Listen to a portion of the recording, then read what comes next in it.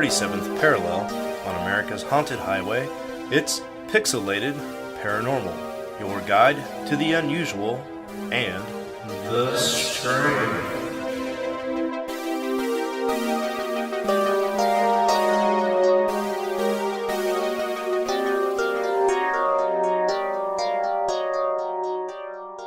Hey, what's up, everybody? Welcome back to Pixelated Paranormal. This is episode 342, our final episode of 2024. I, of course, am Sean. I barely got any resolutions done this year, and with me, as always, is Preston, sweetie. How are you? What's up, all you cool ghosts and goblins, you crocodilians, crocodingos, skeletors, skeletons, witchers, and witches, whatever else you want to be. I have no New Year's resolutions because I fucking love my bad habits. Fuck it. You know what? Life goes by so quick that before you know it, you're gonna die. So fucking have fun, live it up, do shit. You know, if you like to partake in libations, drink them up responsibly. If you like smoking, smoke. It's fine. Responsibly. Just have fun is what I'm saying. Don't be a stick in the mud, okay? You know what? You want to do hookers and you want to do hookers and blow? You know what? Live life to the fullest. Go do a lot of hookers and do a lot of blow. Like do a rail and call it a day. I think we say sex workers. But this sounds like the tomato. The Ferris Bueller's Day Off remake when he's in the shower. Life moves kind of fast. Yeah, fuck bitches, make money. Jesus. Well, here we are, guys. It's that time of year again. Yeah, you put a disclaimer, so it's fine. Well, I hadn't read it yet, though. Yeah. So, okay. With that being said. It's that time of year again, folks, because 2024 is coming to a close. So that means we're here to scrounge up the last bit of news stories we hadn't shared yet on the show and bring you up to speed on a few stories you may not have heard of just yet. This time around, we got Bigfoot statues, we got cheese heists, we've got D.B. Cooper, and some very unfortunate stories involving deaths. So grab your pointy hat, blow your party whistle, sit back and enjoy the show, and here's to a healthy, happy 2025. And if you're listening, fuck you, Steve. We're not going to talk about drones. Fuck those drones. Piece of shit drones. It's just the U.S. government. Yeah. We don't need to talk about drones to get likes. We bring good quality entertainment. Fuck those drones. Yeah. What do you want to listen to? Drone talk, or me talk about some guy who stole 10,000 metric tons of sharp cheddar? I would have done it. Options here. Then I agree with the guy. Sharp cheddar is the best. It really is, man. Well, as Preston demonstrated earlier, we gotta drop a disclaimer. I guess it's time, once again, for us to say on this episode, we're going to talk about some things that are going to be very morbid and possibly upsetting to folks. Not every story is going to be so, but there will be a couple, and you'll know them when we start talking about them. We're not trying to talk about anything out of key or out of touch. We're not making light of people passing away, and we definitely are not going to be poking fun at anybody who has committed suicide. One story does involve a man taking his own life out of the recourse of what happens. Anyway, we're not making light of any of this kind of stuff. We also want to kind of use it maybe as a disclaimer so people can avoid other circumstances and not find themselves in the similar situations as these folks. So it's a good time to mention at the top, Preston and I also don't share any personal views against corporations or for corporations, like Planet Fitness and Walmart, because two stories we have to share with tonight, many of you probably read about them already, but they do involve those two companies. We're not shit-talking either of those companies. We're just going to share the facts. I gotta, before you get started, it's 2024, it's the end of the year, and I'm salty. I have a bone to pick with you. And Steve. First of all, fuck both of you. I was watching one of my many YouTube documentaries on paleoanthropology or forensic anthropology. They were talking about classifying human skulls based off the region, off the the old 1920 outdated. And lo and behold, you know what? They classified Eastern Asian skulls as Mongoloid. Why? Because a lot of Asian cultures move their way through the Asian steppes, which through Mongolia. So they referred to those people, or the skulls, as a group, as Mongoloids. And you and Steve gave me so much shit on He-Man Masters of the Universe episodes 1, 2, and 3, because the guy said that the race of people on the planet Hooba Dooba Dooba were Mongoloid in nature, and I'm like, Asian. You're like, that's not what that means. Blah, blah, blah. No, scientifically it does. Fuck both of you. I was right. That's all I wanted to say. Really? Yeah. Huh. Do me a little favor here. If you can just boost my audio a skosh or drop yours down a skosh on YouTube. I'm just a little quieter than you are.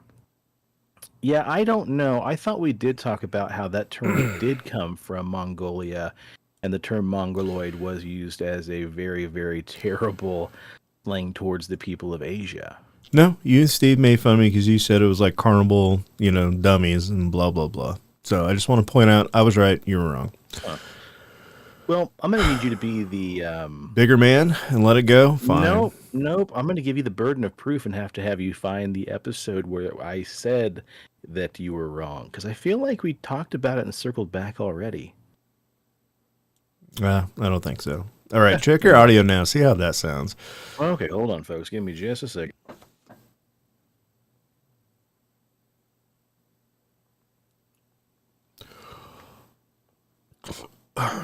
That means you're going to have to talk, baby.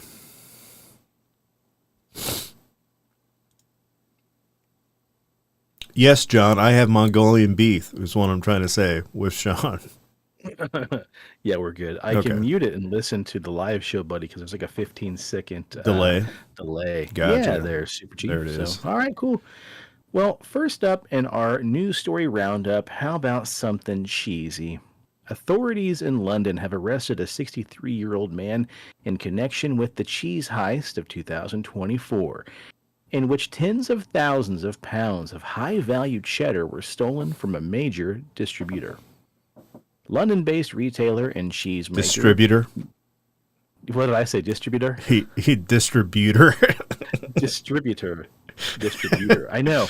It's funny, reading this in the bathtub earlier when I was in an Epsom salt soak, because that's what I do.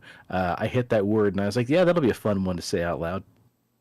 Anyway, London-based retailer and cheesemaker Neal's Yard Dairy said it learned on Wednesday that a suspect was in custody. The Metropolitan Police confirmed to NPR that a man was detained on suspicion of fraud by false representation and handling of stolen goods. The man in question was taken to a South London police station where he was questioned. Then he has since been bailed pending further inquiries. But over the past week, British artisanal cheese communities have been reeling after Neal's Yard Dairy announced it had been the victim of a sophisticated fraud resulting in the loss of over 300,000 pounds, that's money pounds, worth of cloth-bound cheddar, the equivalency of $389,000. The theft involved a fraudulent buyer posing as a legitimate wholesale distributor for a major French retailer, with the deal going all the way and the cheese being delivered before they could discover the fraudulent identity.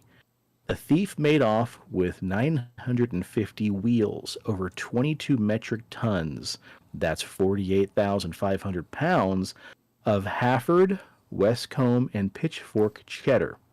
The wheels came from 3 different artisan suppliers across England and Wales. Between them, the cheese have won numerous awards and are amongst the highest sought-after artisan cheeses in the UK. The monetary value of the cheeses likely made them a particular target for the thieves. Anyway, last week, British celebrity chef Jamie Oliver explained during an Instagram video that only a small handful of real cheddar cheese makers in the world... There's only a small handful of real cheddar cheese makers in the world, calling this a real shame that such a high amount was then stolen. Due to the ramifications of this crime, it's actually going to slow down Neal's Yard from being able to support all the cheesemakers over the next 5 years. Neal's Yard Dairy is shouldering the cost of the crime, having already paid the artisan cheesemakers in full. The company says it now is taking steps to ensure its financial stability and the continued development of British artisan cheese in the sector. Back on Thursday, the company said it was aware of the arrest and they're grateful for the progress that the police have made and will continue to support the investigation in any way they can. Now, Neil's Yard apparently isn't the only company affected by the Great Cheese Heist. Tom Calver with the cheesemaker Westcombe says they were led to believe that they were sending their products to France via Neil's Yard Dairy. But all because these guys basically impersonated a wholesaler / customer. Quite a large retail was sent over to France. And for now, that's all we know. Good for them. Cheese is amazing. Cheese is good. Fuck them high-priced cheeses. You know what? If it were me, I wouldn't have done it to resell it. I would have done it just to fucking keep it all for myself and eat it. Block after Started block. A new bad habit for 2025. Fuck yeah. Arteries clogged. Yeah. Well, next up we have a heist of the cryptid kind coming from Kilcoy, Australia. The small town of Kilcoy is now the site of its first ever good God, let me get another drink here, guys. Getting the dust blown out. The small town of Kilcoy is not the site of the first or even the most recent Yowie sighting. And for now, man, you know what? Let me just take a second here. Gather my bearings because I'm going to start over. The small town of Kilcoy is not the site of the first or even the most recent Yowie sighting. And for those ill-informed, that's the Australian Bigfoot. But even though hunters of Australia's version of Bigfoot are no more likely to see...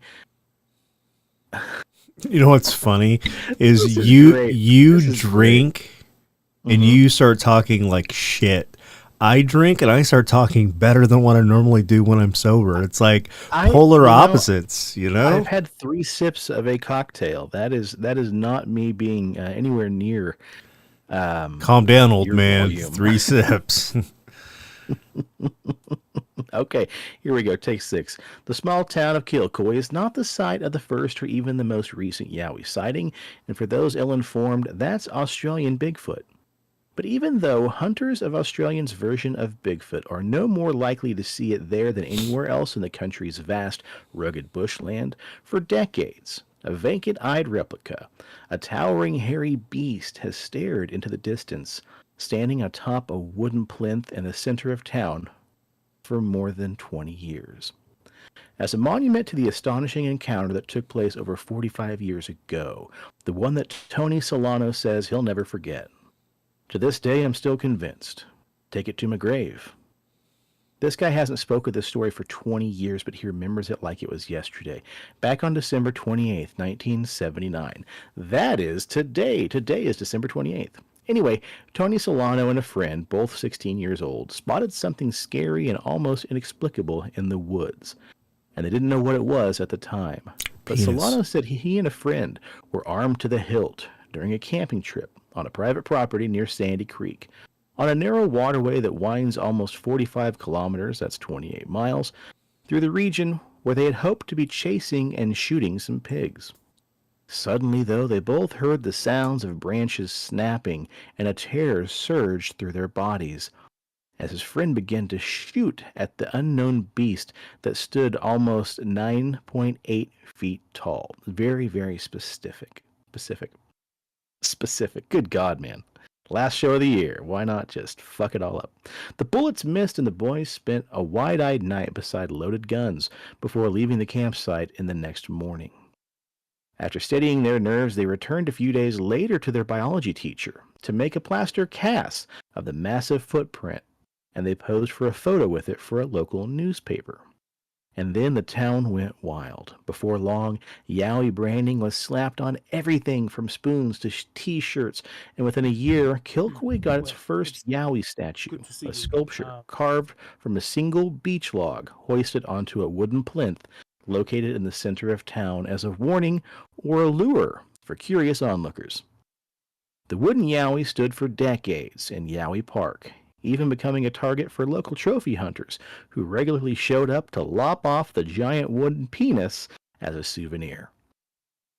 But due to the ongoing vandalism and the fact that the original started rotting, they replaced it with yet another wooden version.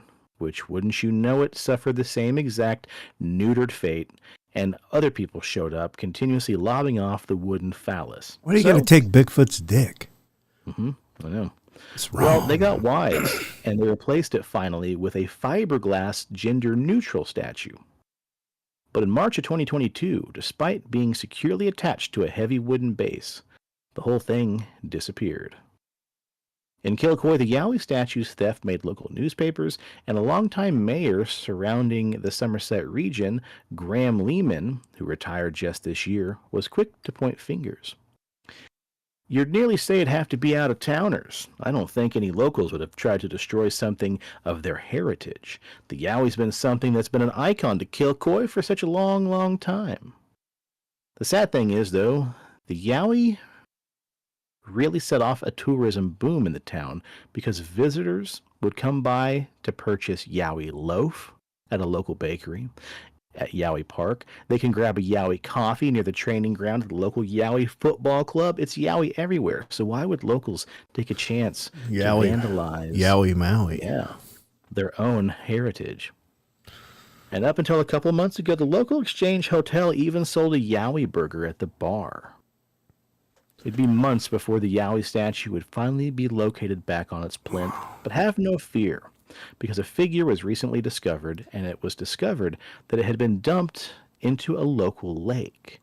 And so the town recovered it. They hired David Jaffe, a local director of sculpture, the director of sculpture of a company called NatureWorks, who has dedicated his life to creating realistic sculptures of oversized wildlife. And now the repaired Yowie stares from its plinth once again in the center of town, out toward the service station on the main road, where cattle trucks rattle by, back and forth from the local meatworks. It's been attached more securely this time to its plinth to prevent any further night antics. And here's a fun epilogue. Remember how I told you the original wooden statue had been rotted away? Well, they severed the head of the original statue, and not too far away in the information center, the original head of the original wooden statue rests inside a display case for visitors to admire 45 years after the first fateful encounter. Wow. Yeah, boy howdy. Preston, give me a break so I can untie this tongue. Yeah. Road crews were repairing a short stretch of Interstate 80 in northern New Jersey on Friday, where a sinkhole forced the eastbound lanes to shut down. But it was still unknown when they will reopen. The highway's guardrail still hung suspended in the air across a gaping 40-foot wide hole, which opened up when an abandoned mine collapsed under the highway's right shoulder Thursday morning. Holy shit. Whoa. According to the New Jersey Department of Transportation, the sinkhole has forced motorists to take a short detour near Wharton, which is about 40 miles west of New York City. Crews have stabilized the area and started excavating. You better get Trump on it. That's his hometown. He could build a bigger, better bridge. They will work around the clock to repair the roadway, and the highway department said Friday that the timing of the eastbound lanes will open up depends on how extensive the repairs will be and the upcoming weather. The drivers should continue to expect delays and use alternate routes. Shit, man. There's like a giant mine underneath the fucking road that nobody knew about and couldn't handle it anymore. It just gave way. Well, we had a sinkhole open up downtown on the corner of Douglas and Hillside, a year and a half ago? I don't know. I don't pay attention. Or earlier this year? You Maybe. don't pay attention. Nope. Oh, man. Up next, we haven't talked about D.B. Cooper in a while, so why not now? A pair of North Carolina siblings claim their late deceased father is actually the ever-elusive Boeing hijacker D.B. Cooper, after they allegedly found his parachute hidden in their home. Shantae and Rick McCoy III claim that their father, Richard McCoy Jr., is in fact the infamous fugitive who disappeared when he leaped out of a Boeing plane with $200,000 in cash in his backpack after taking passengers and crew hostage back in 1971. Now, the siblings said they waited until their mother's death back in 2020 before they wanted to come forward because they feared that even though their dad had since passed away, further implications such as the parachute, could get their mother in trouble since it was stored in their house. After her death, the siblings met with aviation YouTuber Dan Greider, who has seen the parachute and believes this is the very one that was used by D.B. Cooper in 1971. This rig literally is 1 in a billion, he told local news. Greider claimed the parachute at the McCoy's home matched the modified parachute prepared by veteran skydiver Earl Cosey for police as part of Cooper's demands before he disappeared somewhere between Seattle and Reno, Nevada. D.B. Cooper's sleuths have raised the possibility that Richard Jr. was a fugitive for years, given his own unique criminal past. You see, Richard McCoy Jr. pulled a similar hijacking stunt of his own in Utah 5 months after the D.B. Cooper incident. But Richard was actually caught and sentenced to 45 years in prison for the Utah crime, but later would break out of federal prison in Pennsylvania with 3 other inmates. 2 of the inmates were caught within days, but McCoy managed to stay away from police for 3 months, but sadly would later die in a shootout when they finally found him. The FBI was involved in the Virginia Beach, Virginia shootout. Jesus Christ. The McCoy siblings told Greider they'd known the truth for years, but talking about it remained taboo in their family over worries law enforcement could implicate their mother. Greider published his latest theory and images of the parachute, with the FBI allegedly reaching out for the McCoys to see the evidence. The McCoys told the Daily that the FBI searched the North Carolina complex for additional clues and even took possession of the parachute back in 2023, with Rick giving investigators DNA samples. The agents allegedly informed him that the next step could be to exhume their father's body, but no such request has yet to be made. The FBI has not made any public statements about the investigation or acknowledged that that they had actually been looking for Cooper actively since the case. In 2016, the FBI said it would no longer actively investigate the case because they cited too many personnel hours and man hours being locked into a lack of credible leads. Every time the FBI assesses additional tips for the Norjack case, investigative resources and manpower are diverted from programs that need more urgency. Several possible suspects have emerged over the years, but they were never tied to the crime. Well, what can you do? Whether D.B. Cooper survived the jump over a rugged woodland escape somewhere between Seattle and Reno, Nevada, has never been confirmed. One of the only clues about the hijacker's identity was his recovered black tie and crumbling package of $20 bills matching the ransom money serial numbers, which was unearthed by a young boy in a sandbar back on the Columbia River back in 1980. The discovery, of course, happened after the infamous hijacker named Dan Cooper took passengers and crew hostage aboard the Northwest Flight 305 before jumping out and disappearing somewhere between Seattle and Reno. Wearing a business suit, he passed a note to the flight attendant stating that he had a bomb and even showed them a briefcase that had wires and other strange mechanical instruments inside of it, and then he jumps out the parachute with $200,000 in $20 bills, and we all know the rest of the story. Holy cow. Well, Presto, how about another ultimate Mile High Club story, huh? Dude, you really fucked yourself because you put like 4 or 5 stories for you like right in a row. I know. Yeah. Lay it on me, Mile High boy. Fair. Right now, space travel is limited to trained astronauts and cosmonauts and the super wealthy. So this also means there's very little opportunity for having a little zero-G intercourse unless you don't mind doing it next to astronauts or billionaires. However, that might not be the case forever. Assuming humanity survives long enough and continues to be interested in space travel, we could one day create settlements or even bases on the moon or Mars or even other planets. With the upcoming plans for extended space missions and growing interest in space tourism, the topic of possible likelihoods of human conception under microgravity conditions has become even more relevant. However, very little is known about the effects of microgravity environments on the human reproductive system, especially on male gametes. Since since technical and ethical issues and the possible windows of opportunity have made it extremely difficult to obtain experimental data that sheds light on the topic of outer orbit intercourse and human reproductive juices. In short, it's difficult to get sperm samples to the International Space Station, and some say it's a little unfair and unreasonable to ask the current astronauts there to partake in any such research themselves. What the fuck else are you gonna do? You're up in outer space. You're gonna be blue balling it. You might as well jerk the gurk, spatchcock the chicken, put it under a microscope, and see how the guys are wiggling, and call it a day for science. For science, yeah. They're probably at night, while the other cosmonauts sleeping anyways. So just fucking do it. Yep.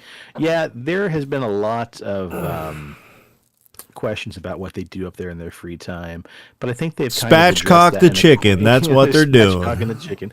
Yeah, whenever they're asked, a lot of astronauts kind of just divert the question, but. So instead of doing this with the International Space Station astronauts, ground-based studies have been conducted under simulated gravity on animal models. Close your ears, PETA. However, the sperm of various animals tend to react a bit odd in these experiments. For instance, there's a reduced motility in mice sperm, but an increased motility in bull sperm. So the bulls prefer to shoot a load in outer space. Fuck yeah. In order to investigate the effect on human sperm, the team decided to subject it to microgravity by the use of a parabolic flight system, also known as the vomit comet, named because of how nauseous it can make passengers.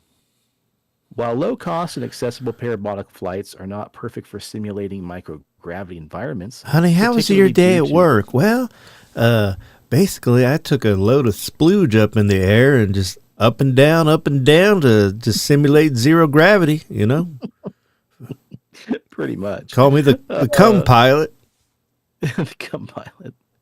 These flights basically recreate hypergravity, which follows weightlessness as the plane hits the bottom of a trajectory and then pulls up. However, the team found flights suitable for their needs to begin collecting sperm samples to take on board. Now, hold on a second, folks. People are not just jerking them a gherkin while they're sitting there strapped to an airplane seat. 15 volunteers were found with suitable sperm, which was then analyzed pre-flight, and the sperm samples were then split to two groups. One group was lucky enough to get to experience the microgravity. The other remained on ground as a control. The airborne samples were lightly attached to a vacant seat, so they didn't interfere with the crew or the pilot performing the required maneuvers. And then they were monitored closely with sensitive accelerometers. After the flight, the sperm samples were returned to the laboratory for analysis. They discovered exposure to short durations of gravity load changes, including microgravity. The load. I was waiting for it. The load. As sustained in parabolic flight. Statistically significantly decreased sperm motility and vitality of the human flesh sperm samples. Adding this may be a huge importance to note for prolonged human settlement in space. In the future, should humans remain in space for long periods of time with exposure to different microgravity and hypergravity peaks, it could range from months to a number of years for reproduction to pose a problem to be tackled.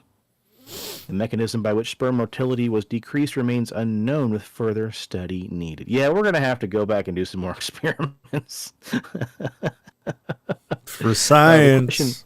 The problem is the experiment involved, just a few seconds of microgravity, and they just don't know what's going to happen with long exposure, for more prolonged time in a gravity-less environment. Okay, so here's where the disclaimer kicks in, folks. Preston just turned his mic off.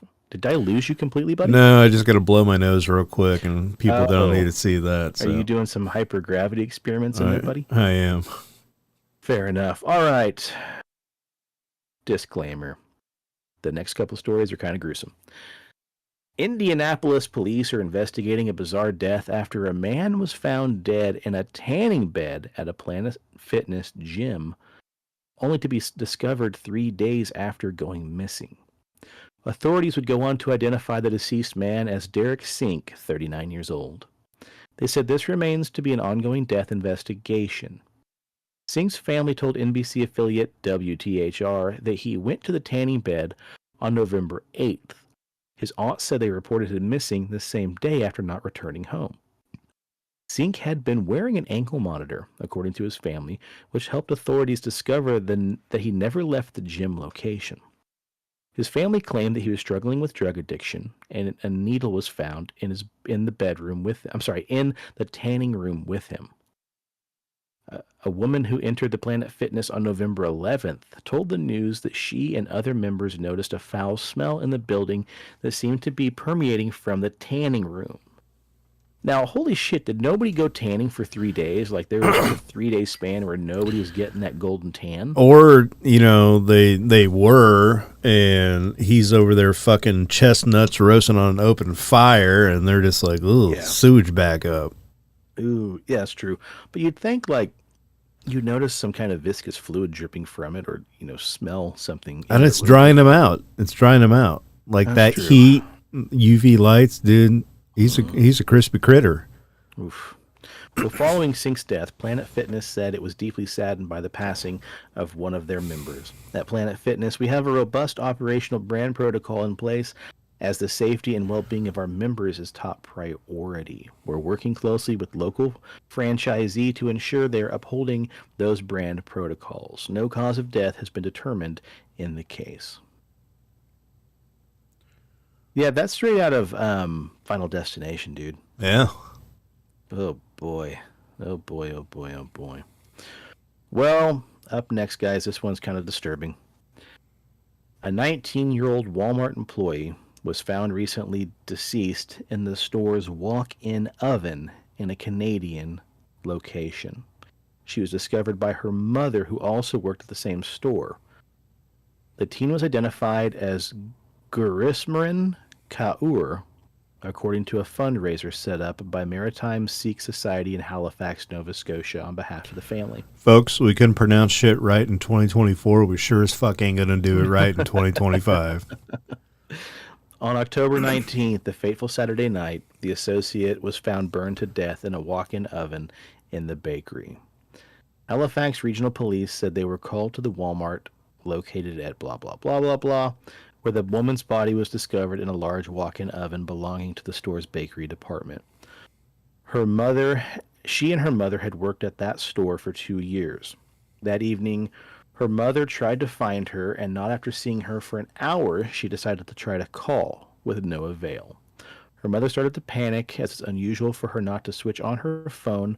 Her mother started to panic after it's unusual for her to switch her phone off during the day. You can imagine the horror, of course, for the mother who experienced, because she herself was the one who discovered her daughter inside of the oven. Authorities said Tuesday that the cause and manner of death have yet to be confirmed, and the investigation is ongoing. And I tried to look it up, too, and there's no details. No follow-up? No follow-up, really. Wow. Like, they're investigating. I'm sure it's going to be tight-lipped. But, every news source I looked at said that there was no foul play they could tell, and, it seemed that maybe it was just a simple accident. Authorities said Tuesday that the cause and manner of death have yet to be confirmed, and the investigation's ongoing. Kaur and her mother are originally from India, and the Maritime Sikh Society said that her father and brother were still in India, and the organization is currently trying to get them to Canada. So far, the fundraiser set up for the family has raised over 75,000 Canadian dollars to benefit the family.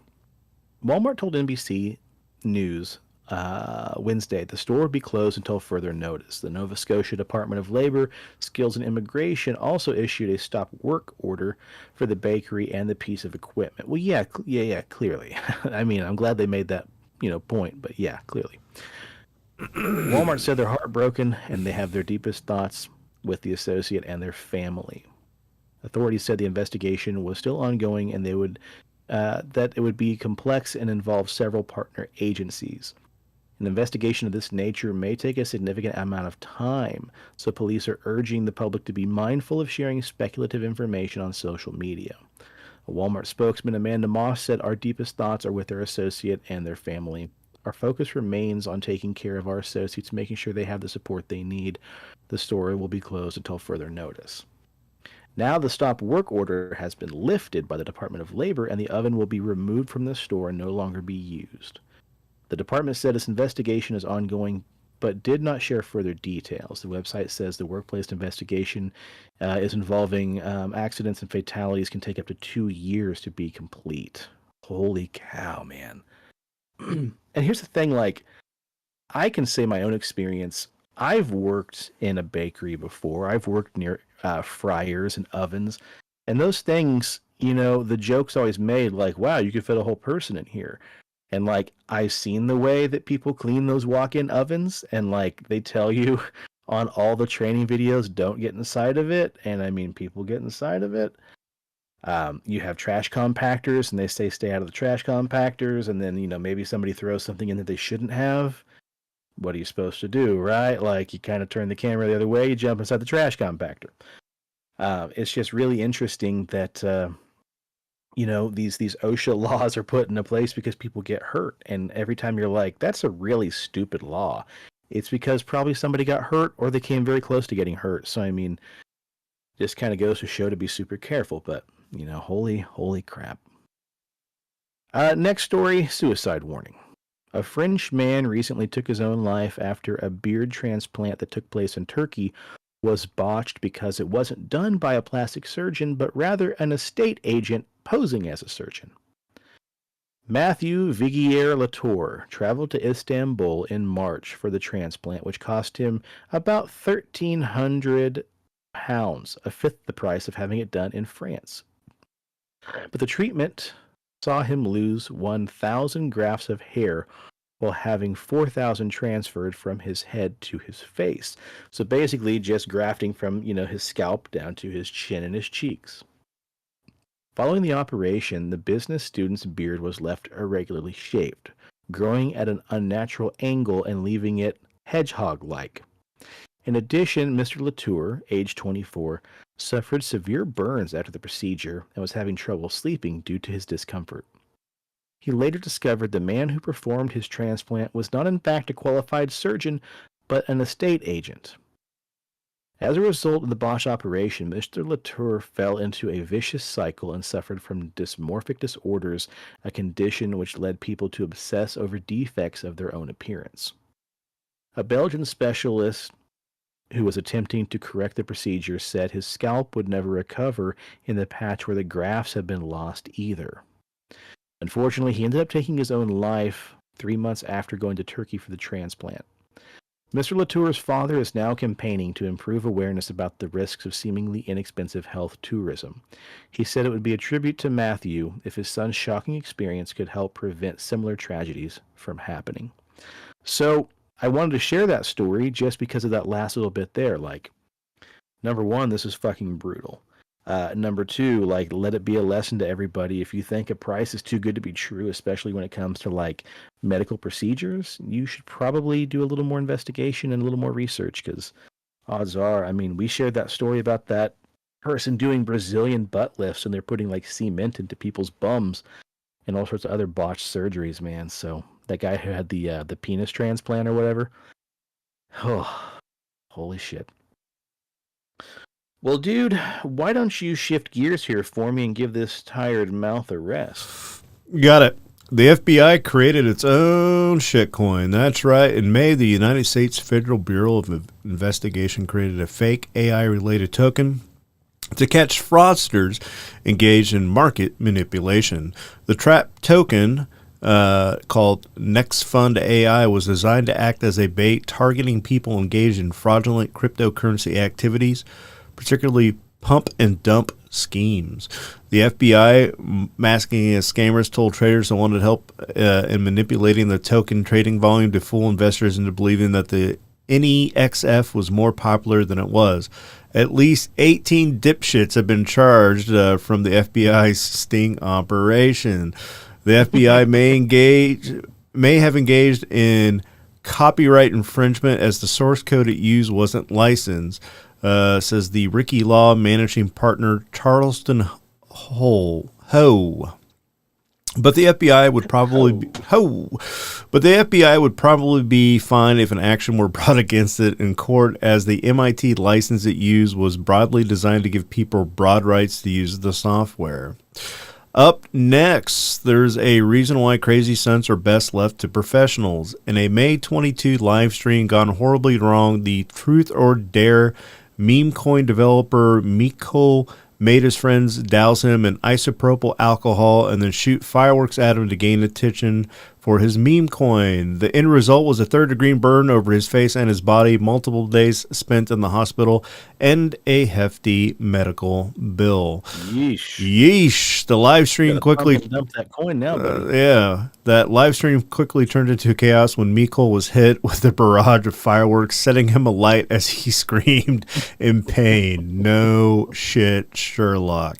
Another person then told the cameraman to stop recording and start helping. The stunt did, however, capture the attention of some meme coin traders, pushing Dare's market cap above $370,000 in a few hours later.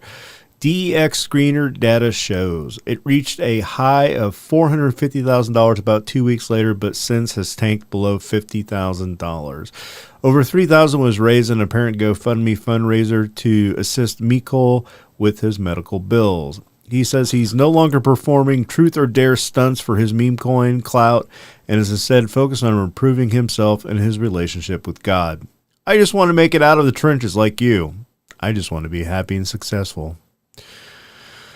Yeah, dude, that's wild to me because, like, in an age of this meme coin and all this, digital currency pump and dump bullshit, like, it doesn't make any sense to me. I have no idea how it works, but it seems like any jagoff can just wake up one morning and just make some of this, Bitcoin and then sell it and walk away with a fucking $1 million. Yeah, well, another Solana-based meme coin, Gen Z Quant, soared to a $70 million cap shortly after its 13-year-old creator seemingly rug pulled the token on pumpsfund.com live stream feature. A 13-year-old. That's dude. right. We are not smart. We are not smart. We need you to invest in Pixelated Paranormal coin, okay? Yeah, do it. We're going to call it PPP coin. And PPP coin.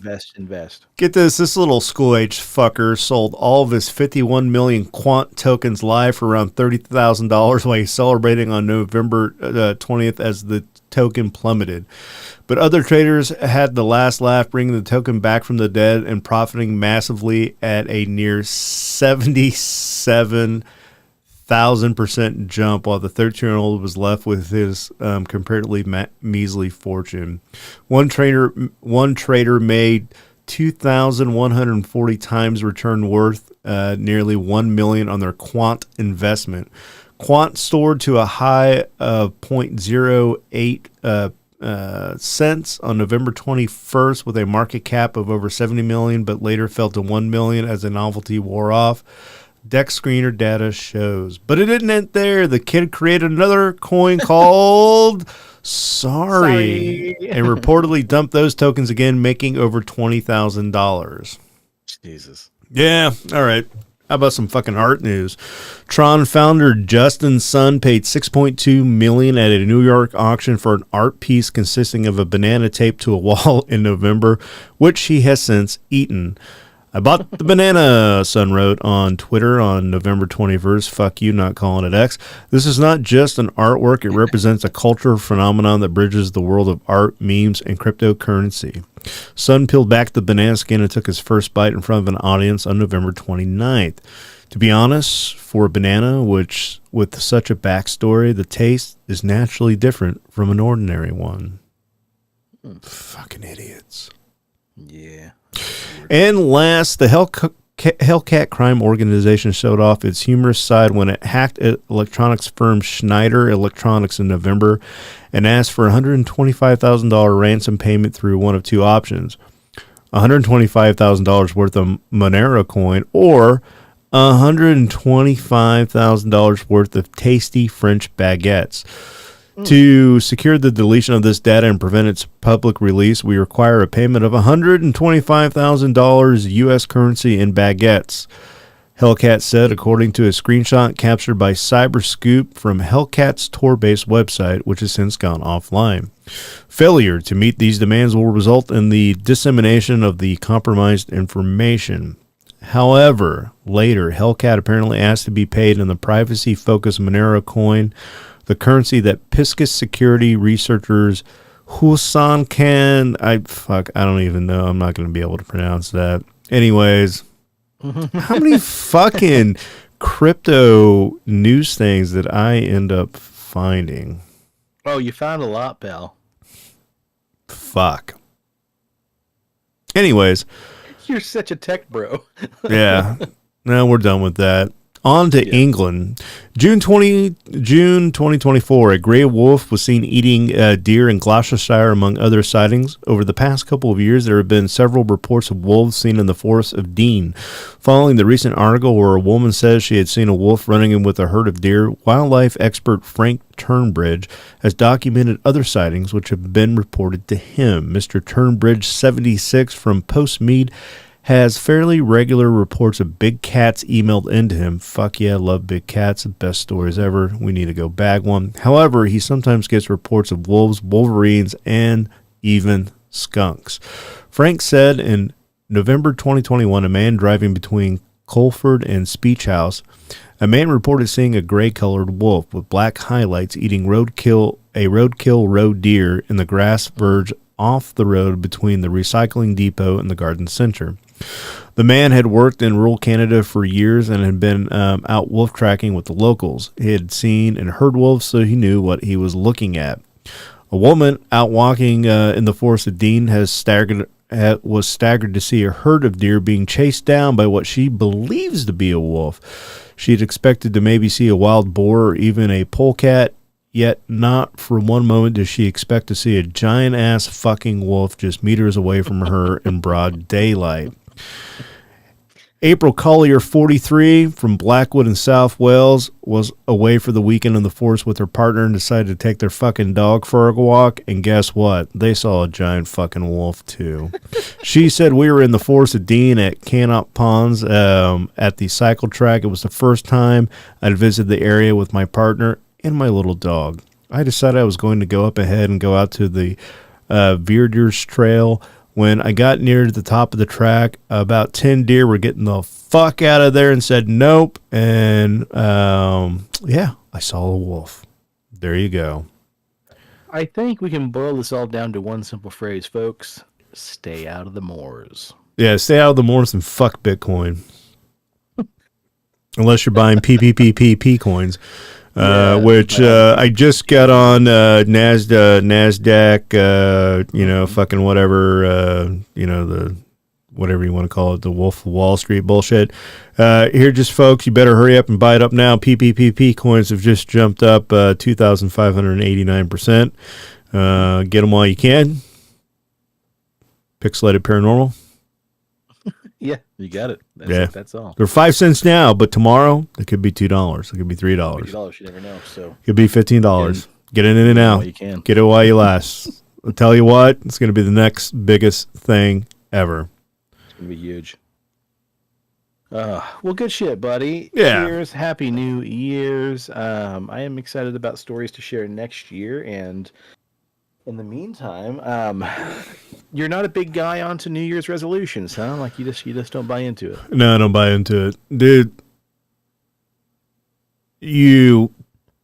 How do I want to say this? Nobody's perfect. Delicately. No. Yeah, nobody's perfect, and so I think New Year's resolutions are dumb because it's your way of feeling better about whatever the fuck is you've done this year. Like, oh, I really fucked up, so I'm going to make myself feel better. But Terry, I'm going to do a New Year's resolution. I'm blah, blah, blah, blah, blah. And then you never do it, right? So nobody's perfect. Live life to your fullest. Make mistakes, learn from those mistakes, but don't fucking make New Year's resolution that you're not going to fucking do and be like one of those fucking douchebags. Like, they get on Facebook, they get on social media, and they're like, well, it's 2025, everybody. 24 was a shit year. I was a real piece of shit, but you know what I'm going to do this year? Look at me. I'm going to do X, Y, and Z. And then they don't ever do it. Don't be that person. Just fucking live a better life. Go out, have fun, be the best you. You don't need a New Year's resolution to do that. Yeah, exactly, man.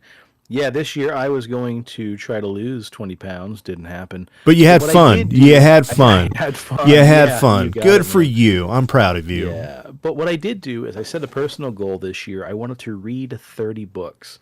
And by read, I say in Fucking air quotes, nerd. it can be physical book, ebook, or audiobook. And I got to tell you, man, right now, as of 10:48 p.m. Central Standard Time on December 28th, I'm sitting at 28. Oh, dude. You got two Yeah. more. You got two more. I got to get 2 more done between now and Tuesday night, and I might be able to squeeze it out, buddy. I'm like 40% of the way through Duma Key. That Awesome means I got book. About 12. Yeah, it's good. I might have about 12 hours left of that. I think I can squeeze it out. And I'm about a third of the way through the original novelization of the first Friday the 13th book or movie.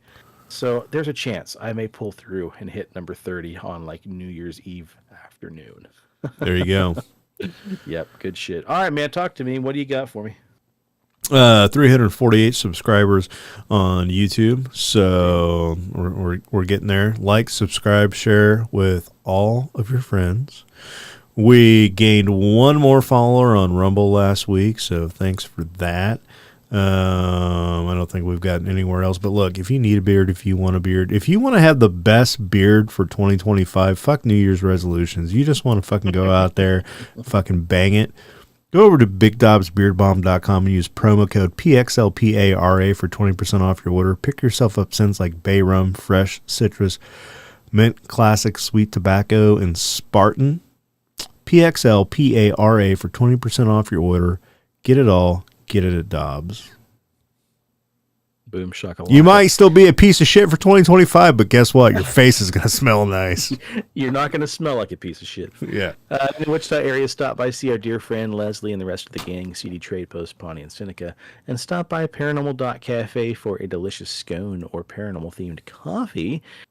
With that being said, man, let's just raise a glass and say Happy New Year's and cheers to the weird shit in the world and those of us that love to talk about it. And also cheers to Shayla and John and also to Trish over on YouTube. We appreciate y'all checking us out and following along, and we'll catch you next year. Stay spooky and stay on the paranormal highway. The cast at Pixelated Paranormal would like to thank you for listening to this week's episode. Pixelated Paranormal is here to tell you tales of the fantastical, the strange, the unknown. Tales that will move you a little further down the paranormal highway. If you'd like to share your own listener story, we would love to hear it. Email us at pixelatedparanormal@gmail.com. Again, that's pixelatedparanormal@gmail.com. We'd really love to hear from you.